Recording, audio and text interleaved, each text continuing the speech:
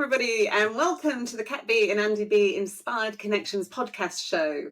I have the lovely Vanessa with me, who's one of my best friends from college and is here today to talk about her inspired connections. Unfortunately, Andy can't join us today. He's at the hospital. He's having a check over, so we're wishing him all the warmth of wealth. But I'm going to crack on today with a lovely interview with my dear friend Vanessa. A lot of you might know me in a public guise, but Vanessa knows me in a personal guise, and perhaps doesn't know the full history of what I do, because I don't often share it with my friends. They've got an awareness that I do quirky things. We talk about very different things when we get together. We talk about the rugby, our friendship, and things that are going on with our friends and family. So Vanessa, it's fair to say, doesn't follow my social media that closely. We have a WhatsApp group that we chat on most weeks or days, but we don't follow each other's professional work. And so the reason I'm sharing that is because what happened to bring Vanessa here today was kind of magical. I had been talking to Irene about her daughter Carly sending me the sign 1010 and that it had Nick's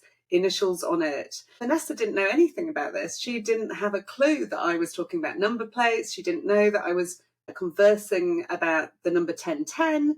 She had no idea whatsoever. And so what happens next is really, really magical. Vanessa, take us away. What happened? How did you ended up on my show today? I know, it's crazy, right? So basically, it's to do with my mum who passed away from a brain aneurysm about 3.5 years ago. And my dad was here for his 70th birthday and in Tokyo. It was a milestone birthday. So, we were trying to make it like special. It was hard for him because obviously this is another thing that mum's missing out on type thing. So we driving in the car here in Tokyo, and then randomly we're at the lights and stopped, and there's a bus and a taxi right in front of us. The bus has the number plate 1010. The taxi has the number plate, I can't remember whether it was 1054 or 5410. And my dad's birthday is the 10th of the 10th, 1954. So the other thing that we looked closer and then we saw was the bus was the number 3. It was bus number 3. And my mum's birthday is the 3rd of the 3rd. And obviously that's her favourite number, is number 3. So we were like, wow, that's mum basically wishing my dad happy birthday. I mean, like, you can't, it actually gives me goosebumps still, like, just thinking about it. That. And the other magical thing is you're at the traffic lights and yes. You're the passenger, so you're able to take a photograph. Yes. Yes. At which point you get excited and you're like, oh my word, like, look at the significance of this sign, and look, it's on number plate. I know. Wow, look at this. Because I knew the bigger picture. I knew that I had a number plate that said 1010 on it, and Nick is your partner. Yes. And so we saw that Spirit were doing what we call piggybacking. We could see that your mum was wanting to join in the fun. And what's really interesting is, prior to your mum passing, you had both been quite openly spiritual. Many of my friends from university are doctors and scientists, so they have a very different philosophy on life. And, me going down this route, it's been a bit of a sort of an eye-opener for them in many ways. But you were kind of one of the group that was quite open, and you'd sort of, your mum and you had wanted to come along for a reading, and then suddenly this tragic, out of the blue set of circumstances happen. So we never get round to that moment, and actually something else unfolds. So tell everybody what happened, because she was young, wasn't she? And she was in very good health, very vibrant personality, and you and your mum were very, very close. Yeah. A very dear, loved mum. Yeah, so she was 65, so she was young, she was healthy, fit, and she just had a brain aneurysm, and that's sort of a pretty sudden, fatal thing. And unfortunately, it was during COVID times in New Zealand, when New Zealand was in lockdown. So it made us getting back to New Zealand very difficult. And you were living in America at the time, is that right? Well, we literally just moved back to America. We were in limbo, so we were like in temporary lodging because we were in the process of buying a house. And it was like horrific. Like, it was bad enough, like losing my mum, but the other stuff that we had to go through was just like on another level in itself. through losing my mum, I feel like I've spent a lot more time with you and experiencing Kath's like incredible talents, and I guess I've been really more open to this world. And like, were you skeptical at first, Ness? Wait, did you know what to wait? Well, the first time you rocked up and you were like, please help me. Like, please. I guess I was like open to it. Like I've always kind of like felt like, okay, there's maybe hopeful that there was something there. And when mum passed, I was even more hopeful. Like I really needed something. So that was, it was, amazing experience. Like what you do and what we get from stuff. And believe you me, I didn't tell Kath a lot of stuff. So there was stuff that she had no idea about, and just the confirmations that were coming through and the crazy signs that would come through that she would tell me, wait, this is going to happen. And then lo and behold, it would. I remember the chocolate. So because we knew each other, Spirit had to use a different technique. So we know each other on one level, but they had to go to a different level of information that I didn't have access to. So that's really important that, some people, that's a really nice thing to share with the viewers. Some people think because you know somebody that perhaps then you can't be read for because that person knows you so well. Well, I actually have regular clients. I have friends and family that I know on a particular level, but Spirit will always raise the bar, Ness. They'll always go one higher. They will know the information that you can discern that I have no access to whatsoever, and they will utilize that, which is what they did with you. They told you about trips to the zoo with the children, things that your mum liked to do, habits that she had, that I just had no access. I'd never actually met your mum. I didn't know a great deal about your family life and home life because we met in Edinburgh in Scotland. We lived a very vibrant college life, but we didn't actually share a great deal about our families. Only when they visited every now and then would we maybe go out for dinner or coffee with a visiting family member. We're just a pack of our own and a law to ourselves, weren't we? But so it was really fabulous to see the level of detail that Mum could get through. And it's fair to say she was a good communicator. And it is different, isn't it? It's different from when you're just chatting away. It's like the greatest game of charades you're ever going to play. All these random images and thoughts. But they have to use some forward information, again, as evidence or proof. And I see this more and more, Spirit dropping in forward validations where they say, in 3 weeks' time, this is going to be really significant to you. You'll see Mum come through with this sign because... And I think that's important because it shows that that information can't be accessed from anywhere else. It hasn't even happened yet. And so just like the 1010 sign, it's really powerful because you were clueless to that information. There's no way that you could know it. I hadn't discussed it with any of my friends. You weren't on my social media at the time. So there's just no way. And I only introduced you afterwards to sort of say, well, look at this. Look what I've been talking about. And now you can see it. And so that's an incredible journey for the two of us and quite a special bonding moment that connects us both in the living. But tell us a little bit about Mum. Tell us about her life and tell us about some of the amazing things and signs and synchronicities you've seen. So you had a sign from your grandfather prior. Tell everybody about what happened to you at your granddad's funeral. Yeah, so this is when my mum was still around, and my grandfather is Irish Catholic, so he's very staunch, very, very, very Catholic. And my grandfather passed away. We were back in New Zealand, and we were in Mum and Dad's bedroom, and we were just like getting ready to go to the church for the funeral.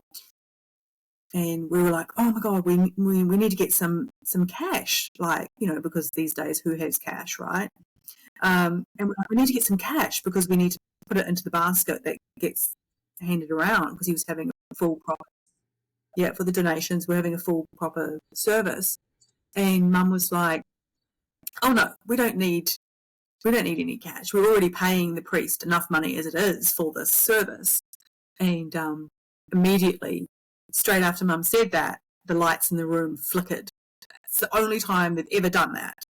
And we were like, okay, that's Granddad. He's telling us that, no, you are going to put money in the basket. So we had to make a wee stop at the ATM machine, get some cash out so that we could put money in the basket. I love that. That's brilliant, isn't it? And the staunch, what I love even more is he's a staunch Catholic granddad. Yes. And you know, probably doesn't believe communication at alive. But here he is signalling, hey, hang on a minute, my rules are my rules. They're Yeah. still my rules. Yeah. We'll adhere to them, and it's my funeral, and I need you to act in the way that's appropriate for me. I love it. And it's exactly what he would do as well, if that makes sense. Like, that's just, yeah. So we found that quite funny. Yeah. He was, yeah, big time. But with Mum, when Mum passed, there's been like a few good signs. One of them was, sadly, when I was actually going shopping for my dress to wear for Mum's funeral.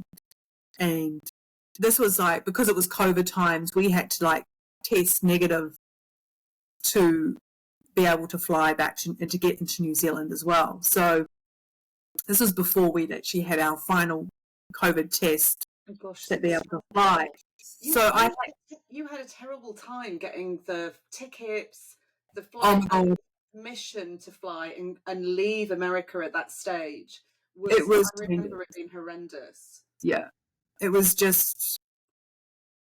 really traumatizing. My husband basically held us all together because I don't know how I would have coped with all of that. But yeah, because of the COVID, I couldn't. My family, my husband and my kids couldn't come with me. But I had to go alone. On your own. I had to go buy my dress for my mum's funeral on my own because we couldn't risk them getting exposed to. Yeah, so I had to go by myself, and as I was like walking through the mall, this shop, it was a toy shop, the display window caught my eye. I have twin daughters, and they were like 5 at the time that Mum passed, and their favourite animals are a lion. My other one is a cheetah, but whose second favourite animal is a flamingo, and my mum's favourite big cat is a black panther. In this window were gigantic flamingo that was like about 6 foot tall. Right. There was like a lion, a huge, massive lion. We're talking like soft toy things, huge, like ginormous, and a massive big black panther in the middle between the lion. People watching are going to say, "Yeah, but were they the only soft toys in that window?" Yes, it was crazy. Like it was, and then when I took a photo of it because I was like, "Wow, this is crazy," and then I was like, Mum's with me, and then I looked further, and then there was like the games, and there was the game sorry, and I just saw, and it just showed the word sorry, and I was just like, okay. Isn't it interesting? I find that, I call it being transed in, where suddenly I'll be walking past something and I'm completely oblivious to something, and then spirit just grabbed my attention. Yeah. Suddenly it's like I'm zoomed in, or I'm magnifying into something I wouldn't have normally paid attention to. And I noticed that although you've not as experienced at signs and synchronicities as I am at this stage, you've done the same thing completely intuitively. And this is what I mean to the viewers, is it happens to all of us. And, somebody from the kind of hypnotherapy world, and I know I'm a clinical hypnotherapist as well, would say that's the power of suggestion. But nobody suggested to you at that moment in time, these 3 animals. And they're a personal association that to anybody else, it would be the craziest thing ever, and they wouldn't get it. They wouldn't understand the significance of it. It's almost like a private code or language that is personal to you. And it's the fact that, first of all, it's the sign that grabs your attention, and then that little message, I'm sorry, which I know was really important to you because Mum had been in good health. She'd been very happy, and it was a very, very sudden incident. So, and it's fair to say, Ness, you were beside yourself when I first saw you after the loss. You were in a really challenging state of grief, weren't you? It was really raw. Yeah. I mean, it was unexpected. It was so sudden, and to happen in the midst. I don't want to upset you. I know it's still no, it's still hard. But so that was an amazing sign. So did you go to, how did that make you feel? Did it lift you enough, give you enough strength to get the dress and kind of get yourself sorted? Or yeah, yeah, it did. It was like, okay, yeah, I'm not alone. I'm actually, my mum is with me. So yeah, it was nice. It was, special. Beautiful. Wow. Tell us a few of the ones that have happened afterwards that have given you a bit of joy or made you giggle. Have you had some humorous ones? So, I mean, going back to what you said about how you would tell me something and say, remember that later. So one of the ones that gave me goosebumps was you were like, oh, your mum's putting like caramel chocolate in my mouth. And she's like, it's not the hard type. It's like the gooey type, right? And I was like, well, and I'm like, yeah, that's mum's favorite chocolate. And she's like, have you been eating it like recently? And I'm like, no. And like, you're like, well, just remember it. Okay. And so I remembered it. And then lo and behold, because it was my mum's birthday the next day, and one of my girlfriends we were in America at the time, had dropped off a bunch of flowers and some caramel gooey chocolates that she had no idea, and it was in a purple bag, and my mum's favorite color is purple. So I couldn't believe it. Like, I just had like, she had no idea, and I was just like, this is crazy, right? So that was that it's that beauty of the timing of it, the significance that it's her favorite caramels, and so it was validation anyway in the reading that she's eating them because that was her favorite thing. I didn't know that. But it was even more the magic of remember them. It's not significant at the moment, remember them, because she's talking about eating them or showing you eating them, and then you're thinking, no, because they're not my favorites, I don't buy them. And then suddenly you get a delivery, and in the delivery is these chocolates with these caramels. So it's really clever how they work. I don't know that's going to happen, you don't know that's going to happen, but it happens on her birthday. Again, it's these milestones, it's very significant. It comes back to her favorite color, so it's got this feeling to it, hasn't it? It's got like, what is the chances? It does. What I love about that as well, Ness, is it's really mundane. It's not, some people are expecting me to say, okay, it's Charles Allen and he's born on the 22nd of the 7th, and but actually the information that really touches you is more this kind of preciousness of they're part of our everyday life. They're already aware of what's about to happen. They're part of the journey with us. They're there. And that's what's so magical. You don't need me to give your mum's birthday on day, and even though we know it and it has come through in readings, but I mean, it's just this lovely validation that it's something really special to her, something she enjoyed, and she's saying to you, enjoy these. I used to enjoy them.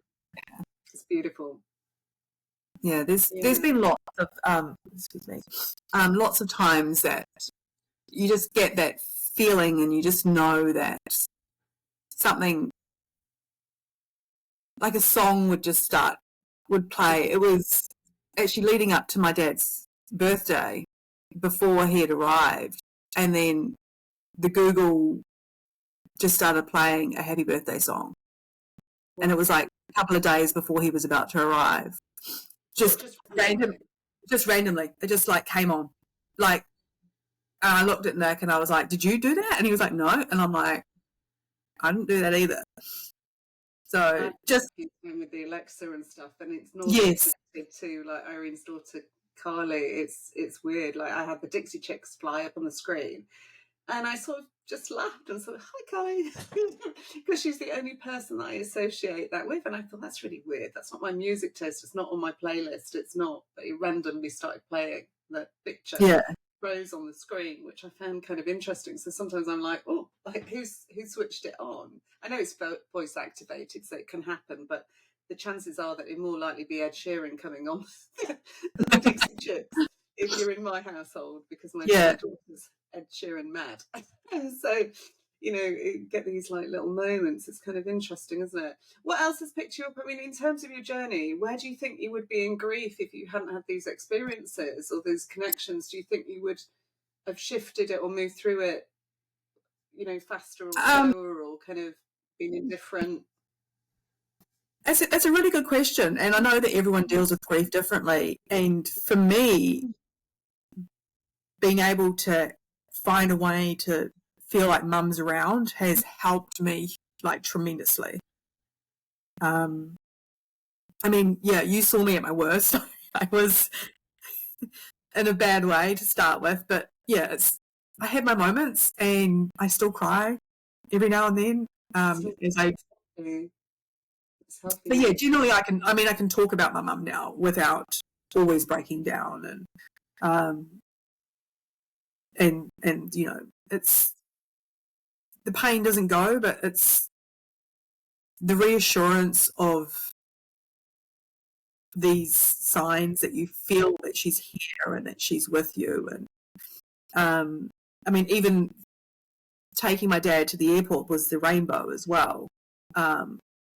We were driving to drop him off at the airport to go back to New Zealand, and that you'd mentioned about a rainbow, and there was the rainbow, but when I took the photo of it, I looked at it, and in the clouds there's like a face in the clouds, and it's So what I'd said to you, just to sort of help the viewers kind of put this in context, I'd said, if this 10 and 10 is from your mum, there will also be a rainbow. And the reason I said that is because Carly, Irene's daughter, whose birthday is 10/10, she gives her mum rainbow signs. So I said, if your mum is really with Carly and they want you on the podcast show, there will be a rainbow in one of those photos. Can you have a look for me, Ness?